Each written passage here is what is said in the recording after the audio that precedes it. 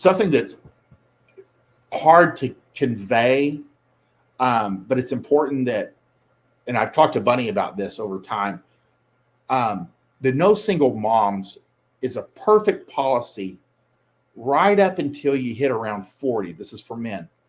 After that, you'll have to start sifting through why girls haven't had children yet. It's usually a red flag.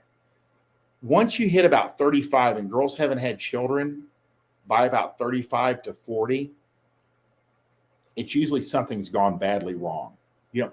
There's a teeny tiny contingent of child-free or childless girls, but it's very small. Like 85 or 86% of all women will have a live birth by the time they're 40. That is a huge percentage. All these young guys always jumping in there like, oh, that's going down. Girls don't want to they don't want to have kids. Girls are, kids are going away. No. You got to give them all the way to 40, man, because at about 35, this fucking alarm goes off. They haven't had kids, an alarm goes off inside their body, and they go on a mission. And you think I'm joking, you will see it when you get there. 35 to about 42. And a lot of girls do have children in their early 40s. They haven't had kids yet. It's not pretty, it's not easy, but they will. But generally, is no single moms is a good policy if that's your preference. You've never had children yourself. It would be kind of a shock. And I think Richard Cooper has an entire paragraph on this that talks about the drawbacks of dating single moms. And I'm like, if you can read that, because he kind of talks about, in a lot of situations, you have a lot of responsibility, but no authority. And I think that's fair. You see that a lot where these guys have a lot of responsibility for a lot of children that aren't his, but there's no real, authority, and sometimes it may not be appreciated, and you take it a case-by-case basis. But if you read his paragraph on single moms and why he does not recommend it, and you can accept that, and if you have kids yourself, it's way easier to do this.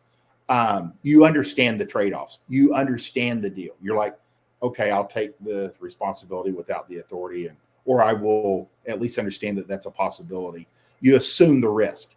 But a lot of gentlemen get into it and date a girl with kids, and he has no kids of his own, so he has no concept of the whole thing, and it's shocking and off-putting and throws them off. So you got to know yourself. You got to know your limits. But if you're going to date women, and let's say you're getting divorced in your 40s, 50s, or 60s, women are going to have children. They might have little children. They might have older children. The children, it's funny because for a lot of women, once they're out of the house, they're like, you have to go, do you have kids? I'm like, oh yeah, they're all grown. I raised children that became adults. So it's not an issue, but there will be for a certain group of guys, where that's almost the vast majority is women with kids. And that's just, you have to decide, you pick your own battles, what's important to you. So no single moms is a perfect policy right up until you hit about 40. And after that, it should be a bit of a red flag. If a woman's older than 35 with no children, something is usually just kind of like if you find a 35-year-old that's really hot and has never been married, she's not a unicorn. There's a trail of destruction behind her. You can find the same thing and always ask for the stories. And you can ferret out what's what. But if she's made to 35 to 40 with no kids, there's reasons, and it's usually a bad scene. So just know that. And again, if you're just dating for pleasure, if you're just, having fun, your choices will be different than if you're looking for somebody long-term.